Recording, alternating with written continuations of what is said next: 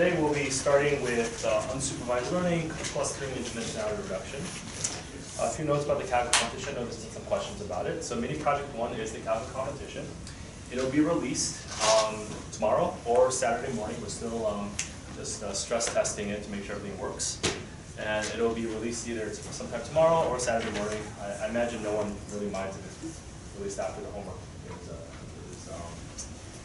turned in. It'll be a group project, so it's explicitly in groups. You'll be doing it in groups of two or three.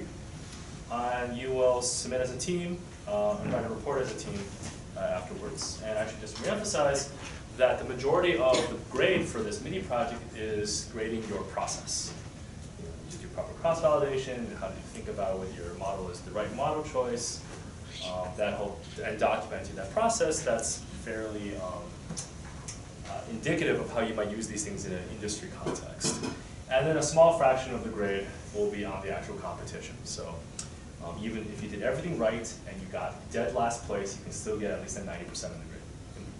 Just to calm people who care about that. We'll have some more details out on Piazza probably sometime tomorrow.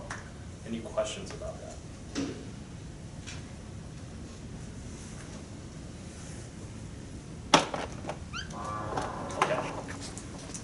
So, let's go back to our topic overview. So, we spent the first 4 weeks of this class talking nonstop about supervised learning. And indeed, supervised learning is the workhorse of machine learning methods that have become so popular in practice, both in industry and various science and engineering domains. And the reason why supervised learning is so popular is because there's a clear signal that you're asking the machine learning system to fit. Right, there's this label, and you want the learning algorithm to be able to find a model that maps inputs to this label prediction. And that's a very sort of crisp task. And these learning algorithms are very good at solving these crisply defined tasks very well.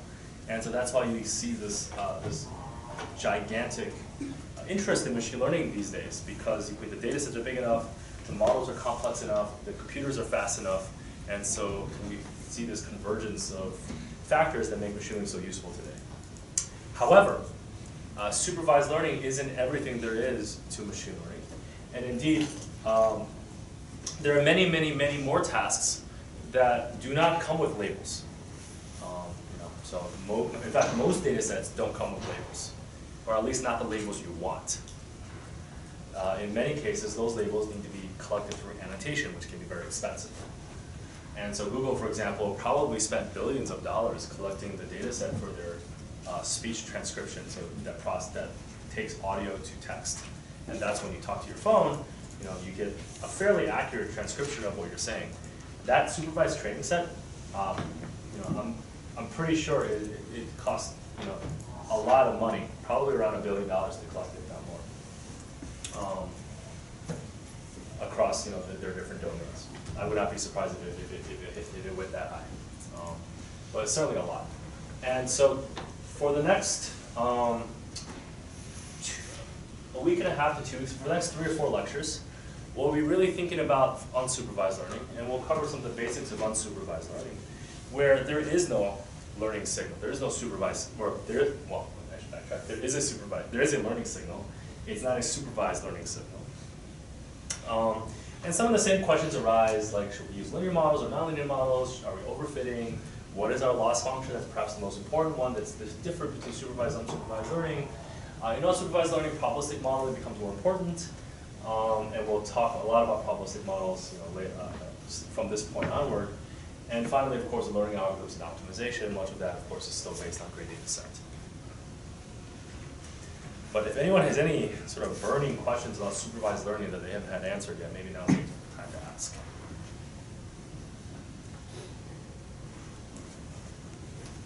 Okay. So today we'll talk about 2 of the most basic methods in unsupervised learning, clustering and dimensionality reduction. And indeed, these methods predate machine learning as a field. Machine learning is sort of just, what's the right word?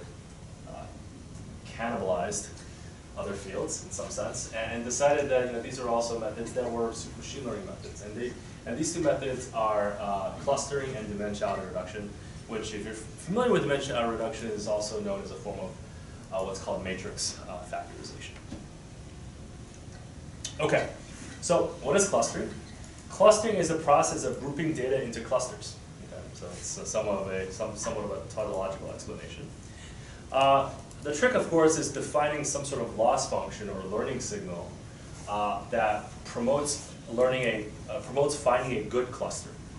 And so intuitively, that might mean something like the clusters should have high intra-cluster, the items should have high intra-cluster similarity and low inter-cluster similarity.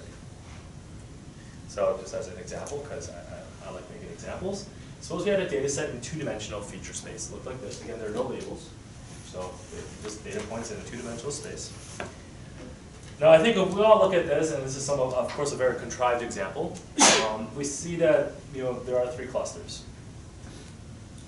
Or at least it's reasonable to believe that there might be three clusters.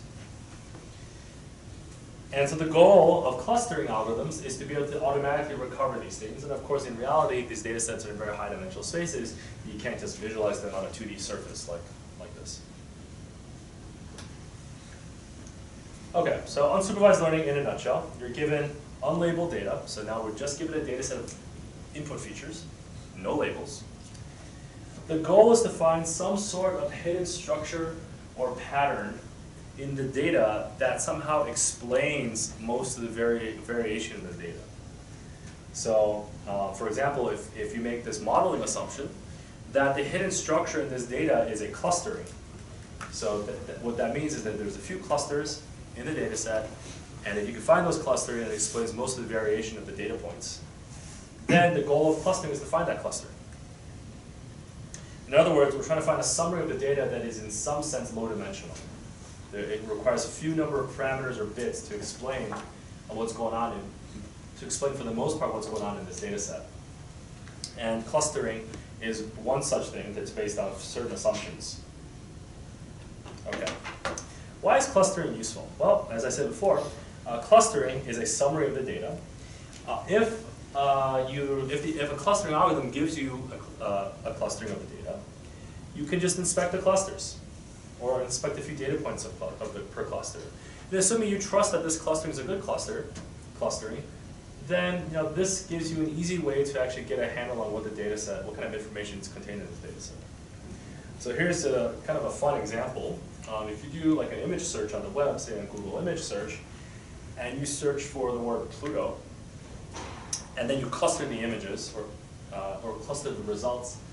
So one such cluster might be the following. So each row are examples that fall into a different cluster, and you can see that there's a furniture brand called Pluto. There's a dwarf planet called Pluto. There's an animated dog character called Pluto, and there's a really old TV show with Eddie Murphy, starring Eddie Murphy, called Pluto. And so this gives you a sense of the different concepts associated with the word Pluto. And if you believe that this is a good clustering, then this already gives you a very good sense of the variability of the data in this set of data points. So again, there's very high similarity within each cluster. So everything in the, say, the dwarf planet column are all images of astronomical objects. And there's very high there's very low inter-cluster similarity. So things in different clusters look very different from each other. And so rather than looking at 100,000 results, by just looking at this, we get a very good sense of what's contained in this data set. Okay.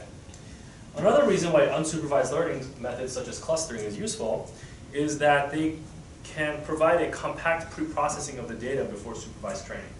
If for whatever reason your supervised learning task has very low amounts of training data, which actually is very common these days. So if you're trying to do a new supervised learning task, you might have very few labeled examples. Then you don't really want to fit a high-dimensional model because you have very few training supervised labels. Clustering then gives you a method for pre-processing the data and doing automatic dimensionality reduction. In particular, you can now re-featurize the data points as their cluster ID. So do they belong to cluster 1, yes or no? Do they belong to cluster 2, yes or no? And that typically is a much lower dimensional feature representation of the data compared to their raw input representation. And that might be desirable if you have a very, very small amount of supervised labels for your training task. Of course, clustering isn't the only method that can provide such low dimensional reduction. In fact, the majority, this type of dimensional reduction is extremely popular in, for example, language models and in image models, particularly language models, to do dimensional reduction before running some supervised learning task. So if you're familiar with the language models that you may be familiar with language models like BERT, GPT-2. These are all unsupervised learning based language models that do dimensional reduction before you apply to some downstream supervised learning task. But we're going to start with clustering because it's super simple. Okay, now we're going to talk about clustering algorithm. This is a very, very basic and standard algorithm. It's called the k-means algorithm. And it works as follows. We initialize the data points randomly. So let's assume that we know that there are 3 clusters. So we initialize them randomly with cluster labels. In this case, red, black, and purple cluster labels. And then we compute the cluster mean of the red points, the purple points, and the black points. And then you may get something like that. And now what the k-means algorithm does is it says, okay, let's assume that these are the correct cluster centers. We're going to reassign data points to clusters according to which cluster center the data points are closest to. So that looks like something like this. So now I've reassigned the data points to the clusters, to the current cluster centers based on distance.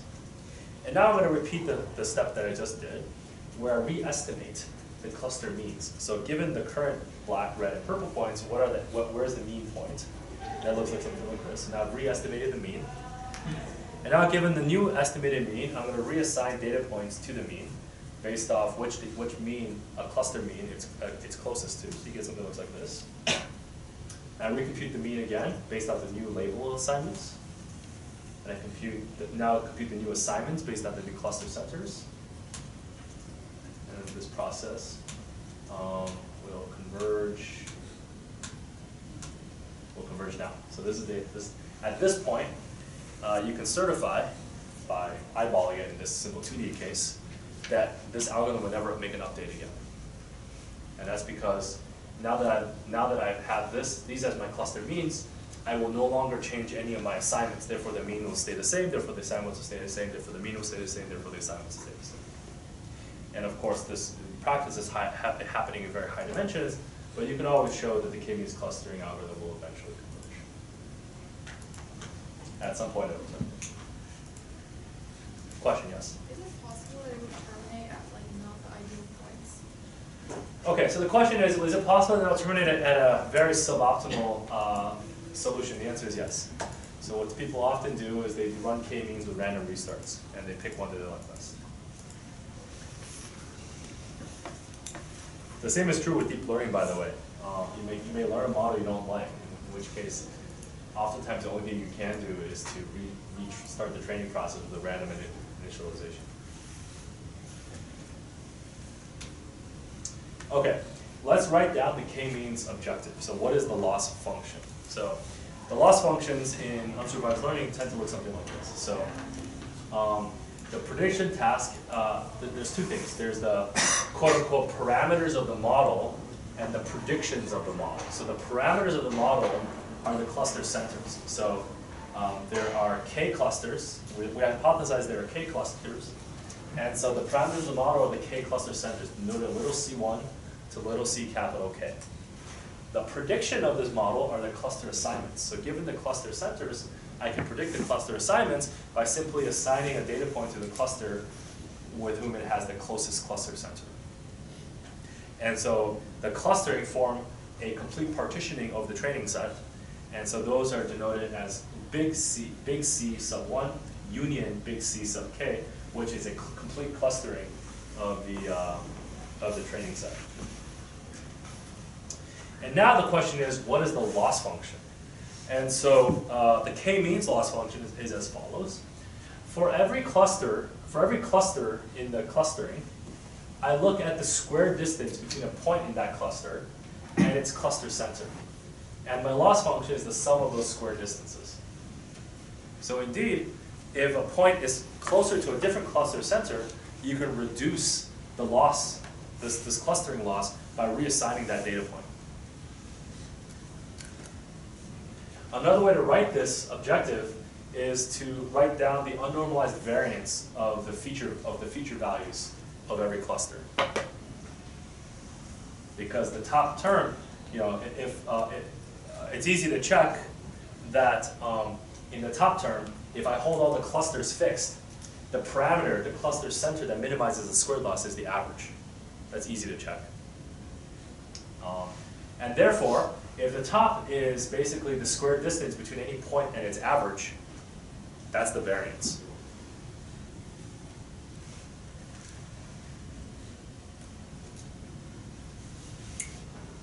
So this objective is basically saying, I want to find a clustering that minimizes the variance in each cluster.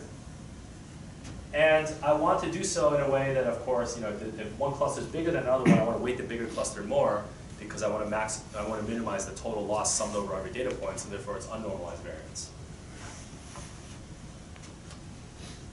Any questions?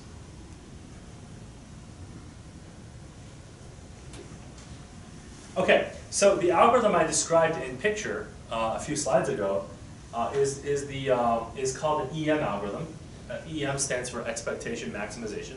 This is a very, very common algorithmic design paradigm, and so it'll come up over and over again for the remainder of this course.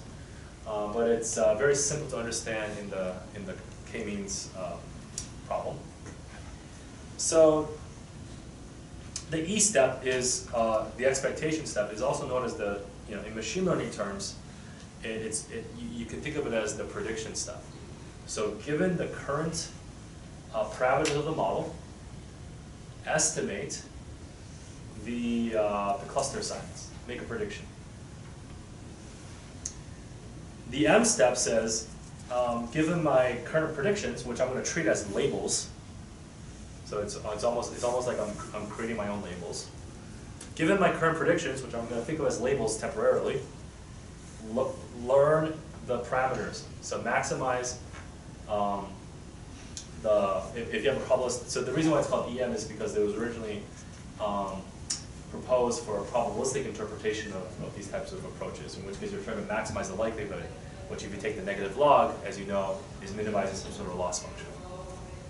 So the M step, you're trying to optimize the parameters of your function or your model class,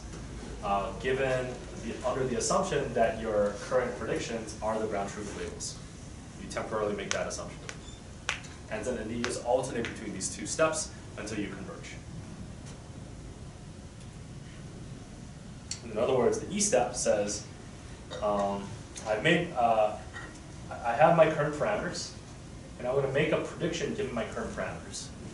And so what that means for the k-means problem is I have my current cluster centers, those are my parameters, and I'm going to make a prediction, which corresponds to reassigning all the data points to the cluster centers to the clusters with whom they have the closest cluster center. What that also means in terms of the optimization problem is that I'm going to hold C fixed. I'm going to hold the cluster centers fixed. I'm going to hold little c fixed, and I'm going to recompute big C. That's basically what's happening. In the M step, I'm going to hold big C fixed, and I'm going to recompute little c. So what that means is I'm going to hold the cluster assignments fixed, temporarily treat them as labels, and then figure out what the right model parameters are for my model that minimizes this loss function. And in the k-means case, that's trivial. It's just the mean. As you can see, this is basically what's called an alternating optimization procedure. You hold some parts of so the free variables of this minimization problem are the cluster assignments and the cluster centers. You hold one fixed, you optimize the other one. You hold the other fixed, you optimize the first one. You alternate until you converge.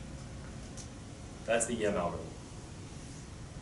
And this is a very This type of alternating optimization is a very, very popular approach across many, many unsupervised learning problems. But it's most easily understood in k-means because the k-means is such a simple approach.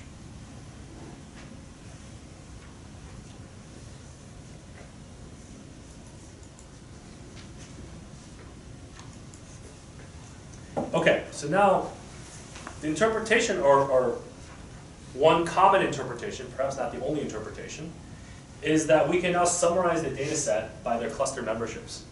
If we assume that there are 3 clusters, and we assume that the clusters have very low variability within them and very high variability between them, then now we can say, well, I'm just going to look at this, what's in these 3 clusters, and that is a summary of my data set. So instead of having, in this case, it's a little complicated. It doesn't quite make sense. But imagine I had a high-dimensional space with like 100 features, and I believe that there are 3 cluster centers. Then now, instead of you looking at the 100-dimensional space, I can just say, well, what are my 3 cluster centers, or what are the data points close to my 3 cluster centers really look like? And that provides a very simple and easy to inspect summary of the data set. Okay, so just to recap, the k-means approach is what's called a centroid-based clustering approach. What that means is that it defines clusters using a notion of centrality. All items in a cluster must be close to each other. All items between clusters must be far from each other. And we solve this using an alternating optimization problem, also commonly known as the Emm algorithm. The Emm, again, expectation maximization is a term that's very common for these algorithms. It came from the probabilistic modeling community because there's a probabilistic version of this approach. The name is called a Gaussian mixture model. That's the probabilistic version of k-means clustering. And that's where the name Emm came from. But it's basically just an alternating optimization procedure. And this is very useful when a centrality assumption is good, but perhaps not so useful when a centrality assumption is bad. And to illustrate that point, let's look at this example. So here's a data set. Again, just to keep it simple, it's a 2-dimensional data set, so you can visualize everything. And I've drawn for you 2 different clusterings. One clustering has 7 clusters in black. One clustering has 2 clusters in orange. And now, reasonable people might disagree on which one's a better clustering.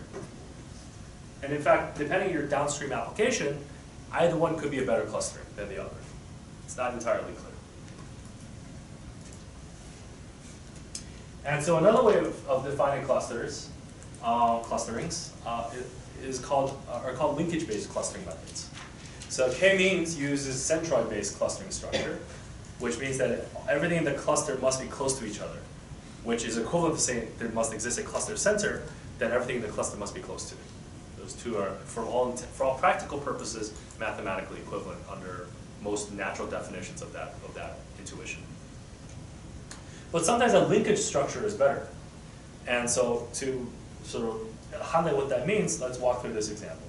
I want to walk through this example using a method called agglomerative clustering. So here's how agglomerative clustering works. What agglomerative clustering first does is it picks the 2 points that are closest to each other, and it links them together. And now those 2 things form a small cluster. And it repeats this process. It finds the next 2 closest points, links them together. Now those 2 points form a small cluster. And this process continues.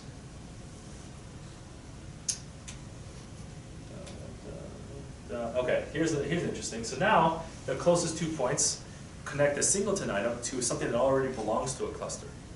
So what linkage-based clustering or agglomerative clustering does is it creates this new supercluster that's 3 points, because it just links this singleton item to this existing super point of 2 points, and that whole thing is formed into a cluster. So with this step, is the minimum distance from that point to the center of No, it's from the closest point. Closest point to The closest point to that point. So if you have a cluster of points, it's the point within that cluster that's closest. Okay, not the center. That's right. There's different versions of this algorithm. The one I'm presenting here is the closest point within the cluster.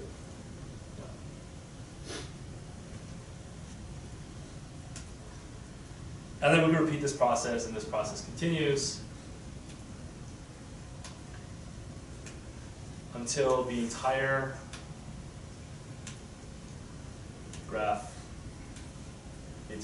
all the points are connected into a giant mega cluster. It's a single giant mega cluster. Okay, so for those of you who are thinking a lot about algorithms these days, I believe the class is CS38, is that right? Okay. So for those of you who have been thinking a lot about CS38 these days, this algorithm is actually equivalent to Kruskal's algorithm for finding a minimum spanning tree. And in fact, the only difference between this algorithm and the minimum spanning tree is that in this algorithm, we're keeping track of a little bit more information. We're keeping track of the order in which the minimum spanning tree has grown. And that ordering defines a hierarchy of clusters. So what does that mean? That means I could choose any clustering I want by looking at the top level, everything's in a single cluster. At a bottom level, everything's in its own cluster. And then there's sort of everything in between that forms this minimum spanning tree. That's equivalent to this minimum spanning tree that I'm growing. And at any point in time, I can take a cut in that hierarchy, and that's my cluster. So if you can't decide which cluster, if we can't decide which clustering is good for you or good for me, this algorithm says, well, I'm just going to create this hierarchy of clusterings, and you pick one afterwards. You pick the one that's useful for you afterwards.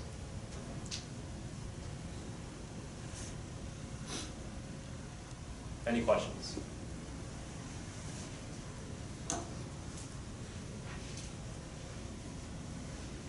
Yes? Is there like a specific parameter that you'd be looking for when you're looking at the hierarchy? Like something related to how many linkages go to different clusters? Or how many clusters you want, or what's the minimum separation between clusters. So for example, if your minimum separation is a very small quantity, then it'll lead to bigger clusters. If it's a bigger quantity, it'll lead to smaller clusters. I might have said that backwards, but you know what I mean. Yes? It's not really a question, but more of a con. This seems extremely expensive, right? Because you have to like compare every 2 points to each other and then go iteratively through all points. Or am I just mistaken? Well, certainly any of these algorithms is linear in the number of points. Mm-hmm. Let me see if I can answer your question. So naively, this is an n-squared algorithm. Mm-hmm. It turns out that you can solve it in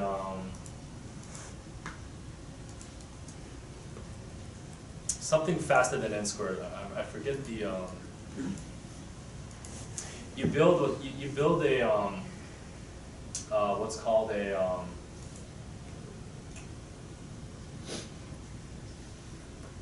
I forget the name, but you could build like a this binary tree data structure. In which case you don't have to do all pairs. It's like n. It's been a long time since I took this class. It's doesn't matter, but it's you could build this. You could build this data structure. Naive Yeah, you could build this data structure, and then it becomes faster than n squared.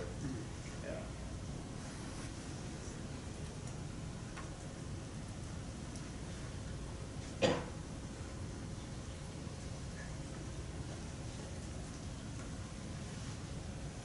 Right. So the reason why that works is because if this data point is closer to this data point, this data point is further.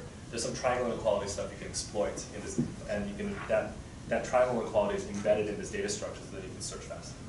That's the basic idea. Okay. So just to recap, you've seen the first instance, at least in this class, you've seen the first instance of unsupervised learning, and that is clustering. We looked at two paradigms of clustering, centroid-based and linkage-based.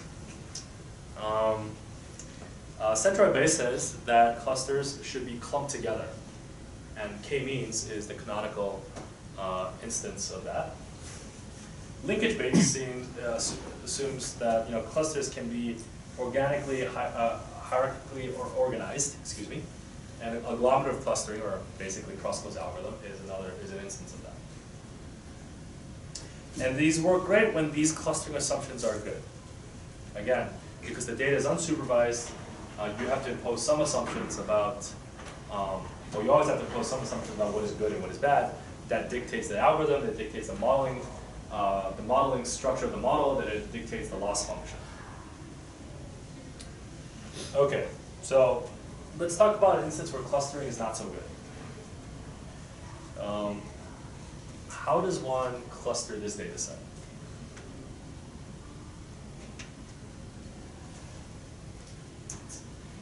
Kind of hard. And you can imagine this might be, as with all these examples, imagine these things truly happening in very high dimensional spaces and not just in 2 dimensions, but of course we're visualizing everything in 2 dimensions. Okay. Another way of doing dimensionality reduction, or trying to summarize the data using a few set of parameters, is a canonical instance that is called principal component analysis. Principal component analysis has a long history, it goes back hundreds of years. But of course nowadays we call it a machine learning algorithm.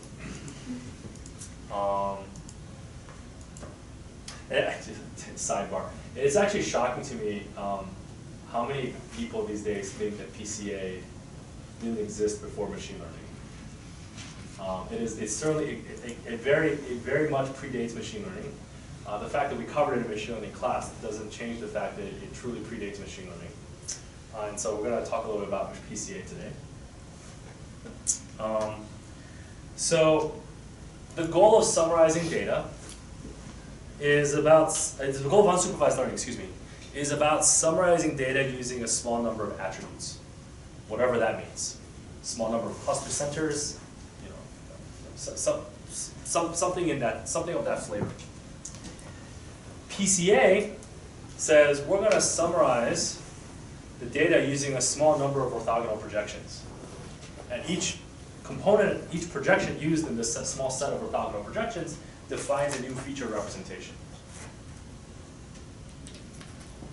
And so the arrows that I drew here are the 2 orthogonal projection vectors that define basically a new feature representation for the data. So now you can imagine that if I rotated everything so that those are the 2 new axes, then now I have a new coordinate system for the data sets that somehow are perhaps more meaningful, because one captures the axis of greatest variation, and the other one captures the axis of the minor variation.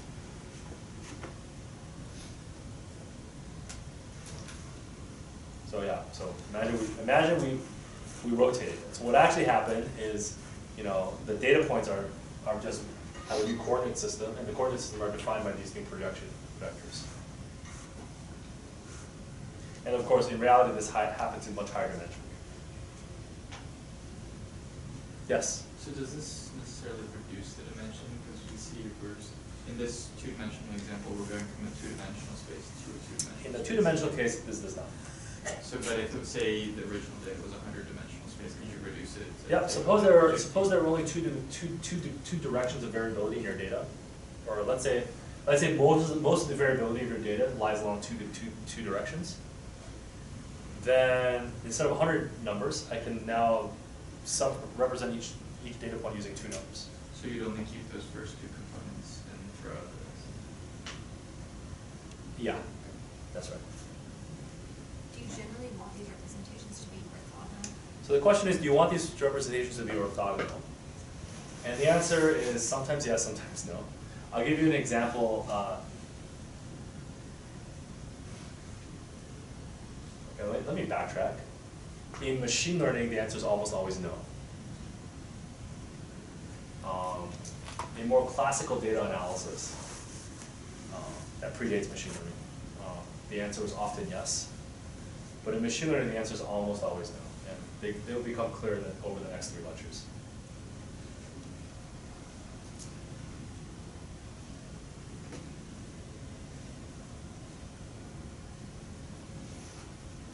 Okay, so a little bit of notation. A matrix U is orthogonal if U transpose and U transpose U. So it gives you the identity matrix, or at least the diagonals, the non-zero. It's either a identity matrix or it's a partial identity matrix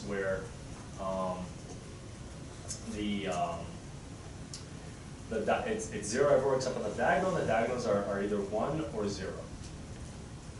So for any given column in U, it has unit norm, which means little u transpose little u equals 1. And for any two different columns, u and u prime, they're orthogonal to each other, which means little u transpose little u prime equals 0. This means that U is a rotation matrix, and U transpose is the inverse rotation. So that means if X prime equals U transpose X, then X equals U X prime.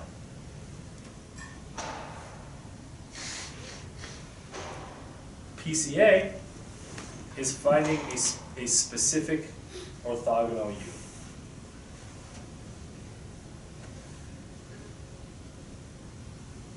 And in practice, you throw away many components of U, and you only keep the top few.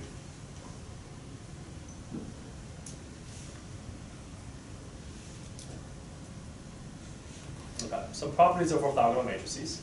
First of all, if it's the full square orthogonal matrix, they're norm preserving.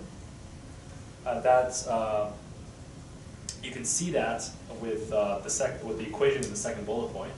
So X prime transpose, so X prime equals U transpose X. So X prime is this projected data set after applying U transpose to it, to original data points X. So I have a new coordinate system. The norm, the square root 2 norm of X prime is X prime transpose X prime. We could write out the definition of X prime, which is just U transpose X, and then we do some standard matrix linear algebra, and we get that it equals X transpose U, U transpose X. U transpose is the identity matrix, so we just get that X transpose X. So whatever the norm of X was, is the exact same norm for X prime. And what that means is that the sum of norms is preserved. That is also known as the sum of squared norms. Sorry, this last bullet point. What that means is that this transformation preserves the total variance of the data set, or the total variation.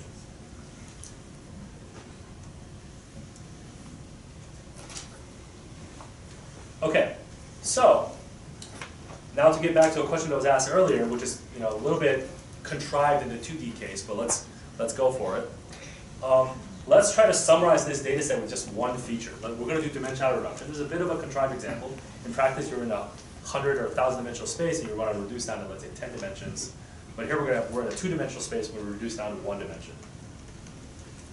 So I want to summarize this data set using one feature value, and want that summary to be as accurate as possible under some definition of accurate. So if your definition of accuracy is the square of whatever's not modeled, the squared residual. So if your summary is using only one feature, there's going to be some aspect of each data point you're not modeling. So in particular, suppose I were to project everything onto one of these dimensions. So now I can summarize every data point according to its location along this particular vector. So where it is along this particular vector. The cost of this is the parts of this data point that I'm not modeling, so the distance. This is also known as a projection, by the way. So I want to project the data point onto this vector u, little u, and I get this new coordinate system that looks like this thing on the right, top right, excuse me. So now every data point is just a single coordinate along this axis. If I want to reconstruct my original data using just this one feature, then of course I just do the standard thing with this one vector, and I do u transpose, and I get back this. And now my loss is the reconstruction loss. It's the square distance between these points and their original location. And I want to find a single vector whose projection and reconstruction has the lowest squared error. This is by definition the axis of greatest variability in your data set. Because you're capturing the most variability, that means the residual variability you're not capturing, the squared reconstruction error, is minimized.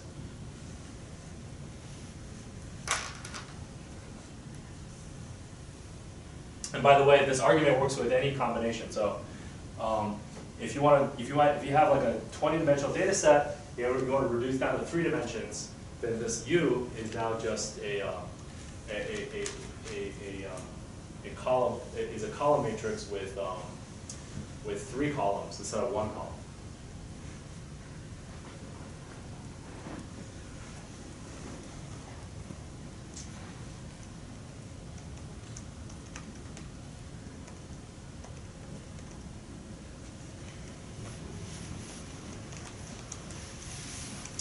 Okay, so a PCA, so if you gives you gives you the following solution. So we typically mean center. So x bar equals x minus the minus the mean, and we look at the we find the decomposition of this matrix. So x bar transpose equals to u lambda u transpose. And so PCA gives you this u lambda u transpose of this particular matrix of your data. In particular, lambda is a diagonal matrix. Capital lambda is a diagonal matrix, which means that only the diagonal is non-zero is potentially non-zero. Everything on the off diagonal is 0. And so you can write that as these little lambda 1 through, if it's a d-dimensional space, capital D. Each column of U is also known as an eigenvector, and each little lambda in the diagonal matrix, big lambda, is known as an eigenvalue. U is by definition an orthogonal matrix. PCA recovers the unique U lambda U transpose such, well, okay, it's not guaranteed to be unique, but the PCA recovers a U lambda U transpose such that inside lambda, the lambdas are ordered. So lambda 1 is greater than equal to lambda 2 is greater than equal to lambda dot dot dot to lambda D. If all these inequalities are, if all these greater than equal to's are strict greater thans, then PCA returns a unique solution. Otherwise, it's not guaranteed to be unique.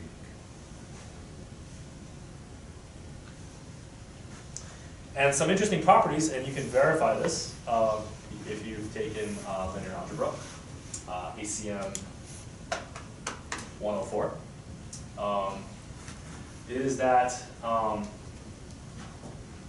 these should be x bar. Or you could just assume everything's been mean centered. That if you have one of your columns of this U matrix, and you multiply it to XX transpose, you get back lambda U. And this is an important property of PCA.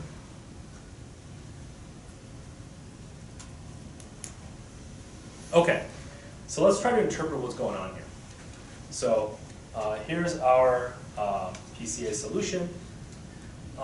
People often refer to XX transpose as the feature covariance matrix of your data.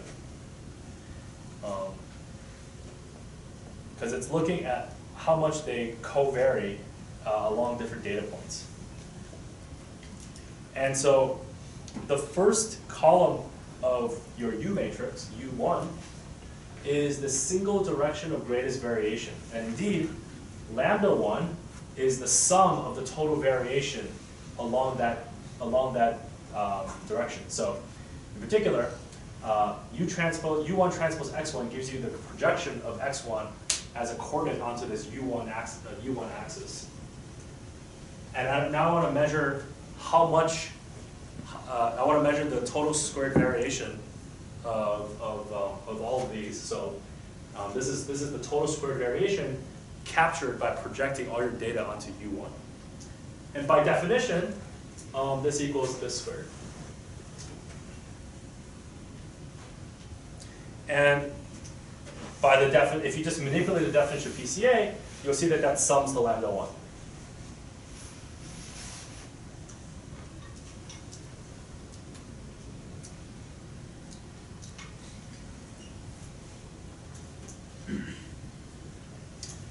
And so therefore the first column, because it's The first column is therefore the single direction that minimizes the squared loss of reconstructing the original axis. Again, this is all just, these are all arguments you can make by manipulating matrices. If you were to project the data point onto this U1, you get this coordinate system. If you try to reproject back to the original space using just a single coordinate, you get these points. And the squared loss of this reconstruction is the difference, is the squared distance between these points and their original points. You can also write it like this. And you can prove that U1 from the PCA solution is also the minimizer of this problem.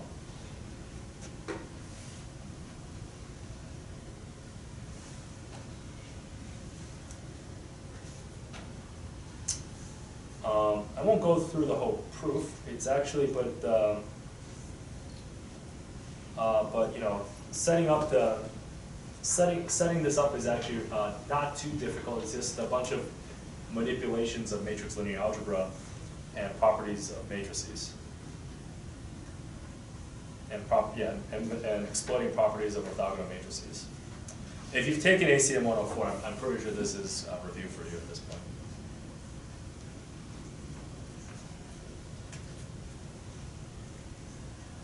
Okay, so in picture, I want to find the U that minimizes the squared distance, the squared residual. So the distance between these points and these points. Okay. Any questions about any questions about the conceptually what PCA is giving you as a solution? Yes. Just to double make sure. How can we use projection if those dimensions are not orthogonal to each other? Which dimensions? Well, those two primary dimensions of the data. Well, the one that we see.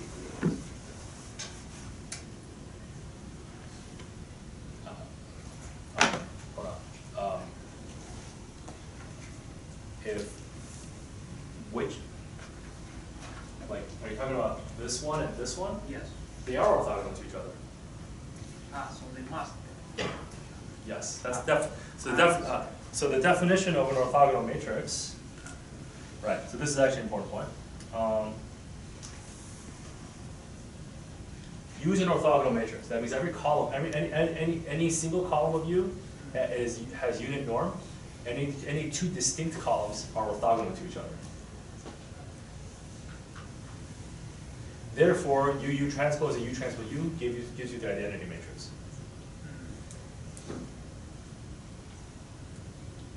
Yeah.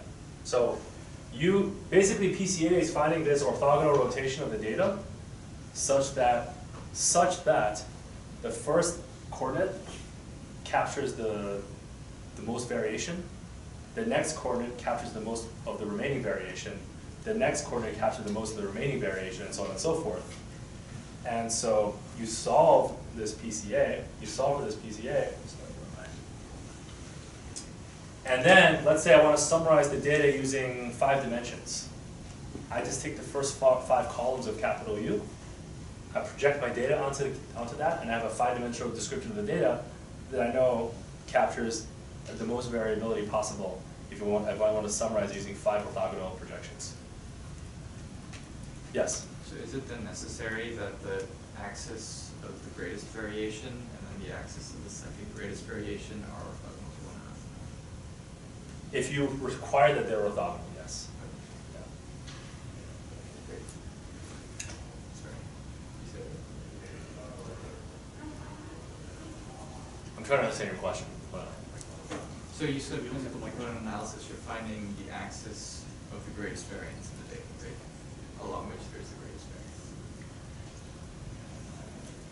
The first column of U. Yes. Yeah. And the second one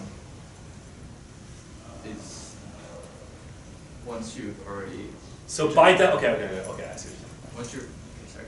Yeah, okay. I see what you're saying.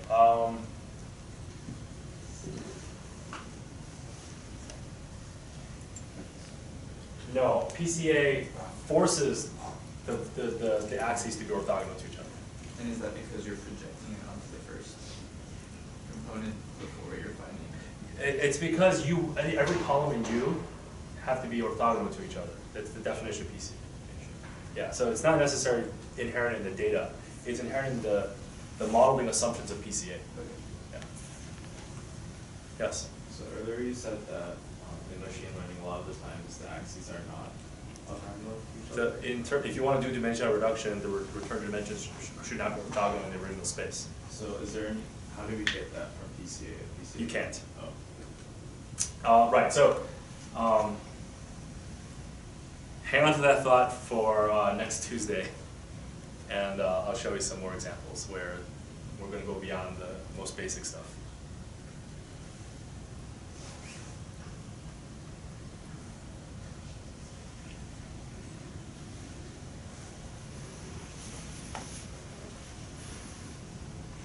Okay, so there's a few different ways to solve PCA.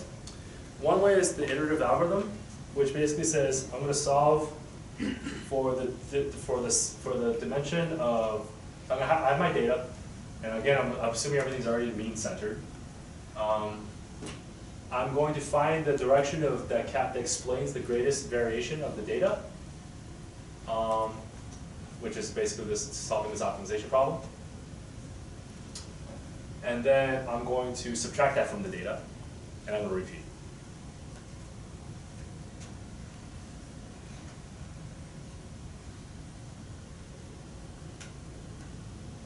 So, the first k columns of U, so this is the key property of PCA that is the reason why I'm talking about this. The first k columns of U are guaranteed to be the orthogonal span of a k-dimensional subspace that captures the most variability of your raw data. So if I want a k-dimensional representation of my raw data that captures as much variability as possible, then the first k columns of U are guaranteed to be that span. And furthermore, it's guaranteed to be the orthogonal axes of that span.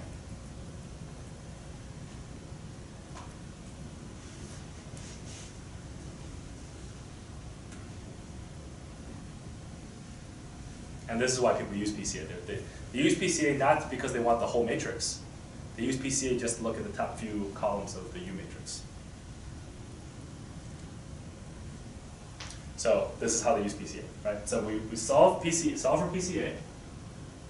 And of course, there are lazy algorithms, right? So if X was in this particular example, 1,000,000 dimensional, there are lazy algorithms. So if you only want the first 50, subspace, dimensional subspace, you don't actually have to solve for all of U.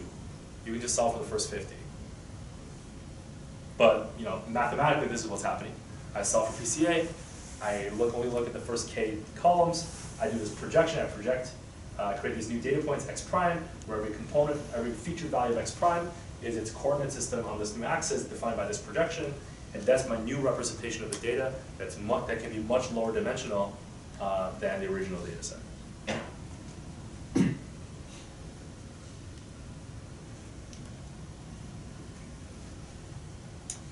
Okay, so I'm going to round out the class with some fun examples. So recall that the vectors, the columns of U, are called eigenvectors. So people very cleverly, now this is now going into machine learning land, came up with eigenblaws and eigenthis and eigenthat and eigenfaces. So you can take a set of images of people's faces, and then you can run PCA, and you could say, well, every person's face can be approximately reconstructed by doing a linear combination of these 25 basis faces. So these are the U's visualized in image form, and every face is now 25 numbers. And that's the new coordinate system. So for example, this is a reconstruction of people's faces from this rather old study using the first 25 eigenfaces. So this is just the reconstruction.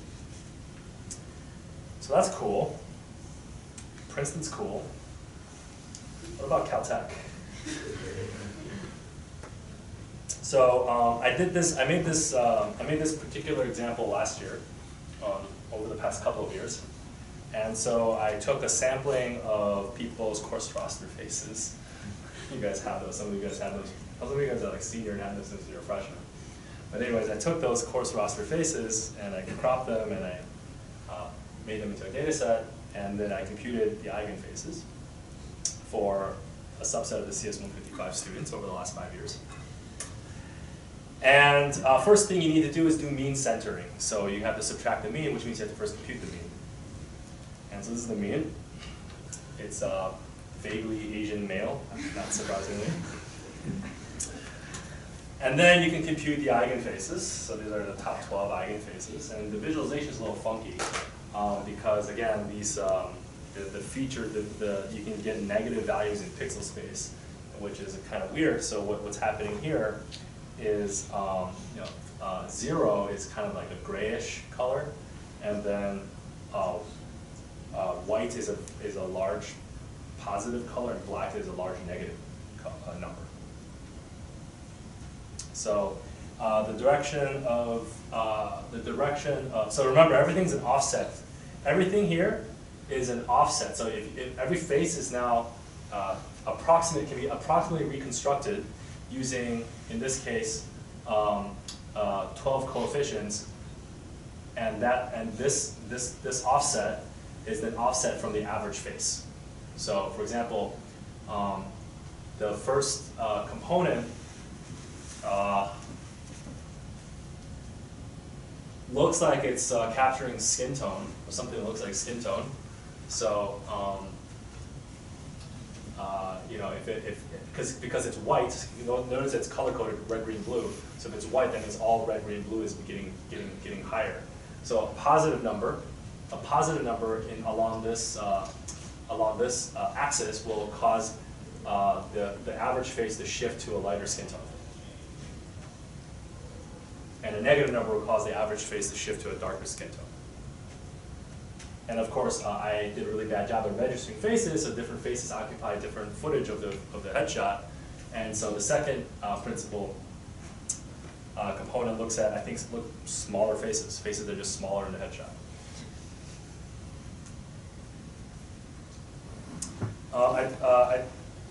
I took some students from the past few years, and I asked for their permission to put their faces up for you guys all to observe. So this is Mira.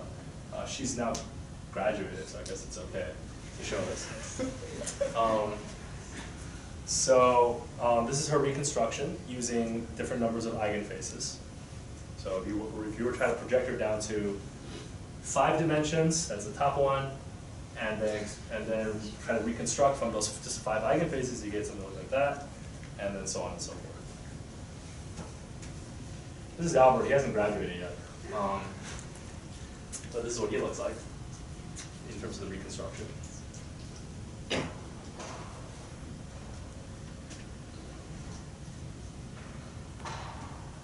Any questions? Yes? And the full dimension equals to the resolution? The full number of dimensions? Probably. So it's not a square matrix. It's number of pixels and channels by number of students. It's number of students like.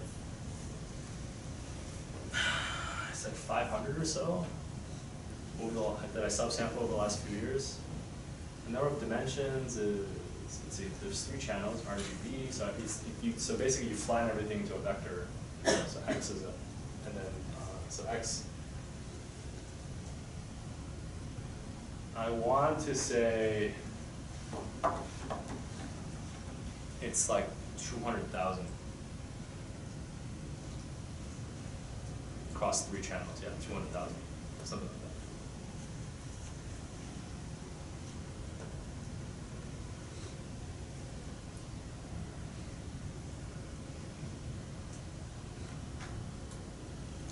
that. Okay, so what I actually did was not PCA. It was SVD, but it turns out that the two things are basically equivalent to each other. The singular value decomposition. The precise definition of the singular value decomposition is as follows. You take your data X, so X is a matrix where every column is a data point, and every column is a feature value, and every row is a data. Every row is a feature value, and every column is a data point. Every column is a unique data point. And you decompose X, this matrix, into U sigma V transpose. So the key difference with PCA is that the SVD operates on X as opposed to XX transposed. And you can see the equivalence between SVD and PCA in the following set of equations down here, where by definition, XX transpose, each X, according to the SVD definition, is one of these, and U and V are orthogonal matrices. And if you just do some matrix linear algebra manipulation, you get this. And lambda now is equal to sigma squared, by definition.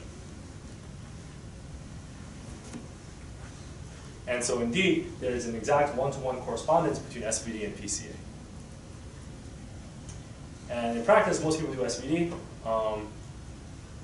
just because it's more convenient.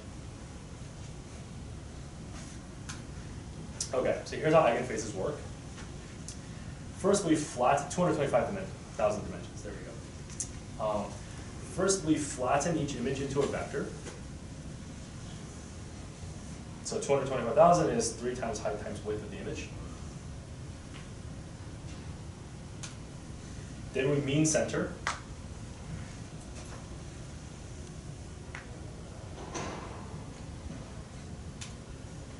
Then we run the singular value decomposition.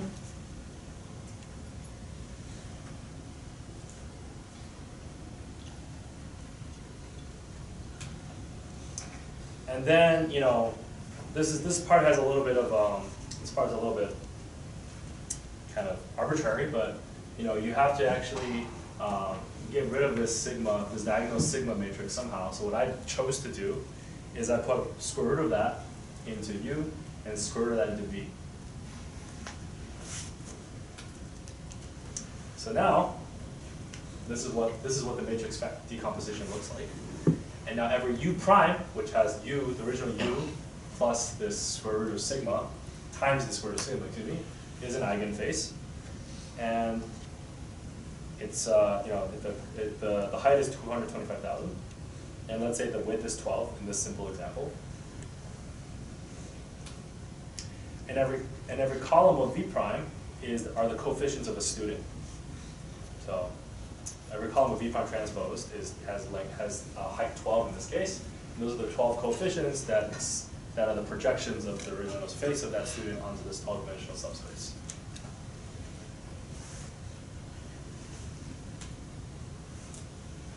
And so you could look at their coefficients along those first 12 dimensions of the subspace as recall that this is after it's been mean shifted.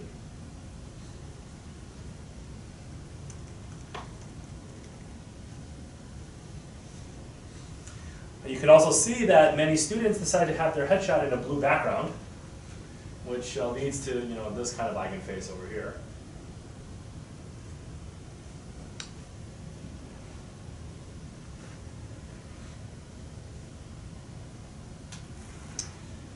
Okay, so what are some limitations of eigenfaces? That was like a pretty fun thing to read about when you first learn about things like PCA. And you should check out the old project from Princeton if you get a chance. It's actually quite interesting. Each dimension is a pixel, right? So our data point is 225,000 dimensional. Each data point is a pixel, which is not super semantically meaningful. What does it mean to minimize squared error in pixel space? Is that really, because that's what PCA is doing and SVDs are doing. They're finding a low-dimensional subspace in pixel space that minimizes square distance of the reconstruction to the original data point. Yes? Why is 225,000 dimensional again? Like, even if you assume that a picture is like 4,000 pixels and there's 3 channels, that's only like 12,000. 4,000 pixels is like 200 by 20. Oh, yeah, no, sorry, my bad. 4,000 is referring to just one dimension, right? Typically, like if it's, yeah, that 4,000 is typically referring just to one dimension. So if it's a 4K TV that's 4,000 by 1.5 thousand, then that's 6 million. times 3. If it's times 3, then it's 18 million.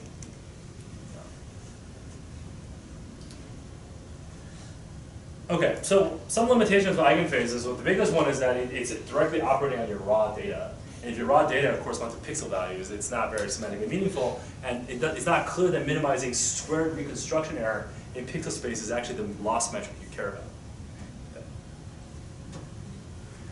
And so, what people often do is they try to find PC and SVD tend to be more useful in practice when when each individual dimension has somehow more meaning. So, for example, if we can actually register the face, we know the location of the eye, the location of the mouth, and some other location values.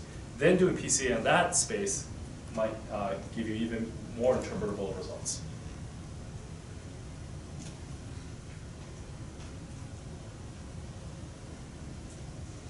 Any questions? Any other questions?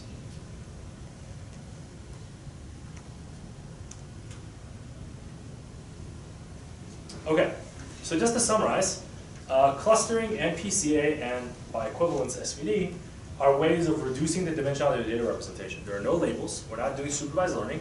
We're just simply finding under some assumptions, under some structural assumptions, a set of parameters to summarize each data point that's far fewer than the raw dimensions of that data point. And the way we find those parameters is under our structural assumptions, either clustering or finding a orthogonal projection. We try to find the parameterizations that minimize some kind of reconstruction error. We primarily looked at squared reconstruction error.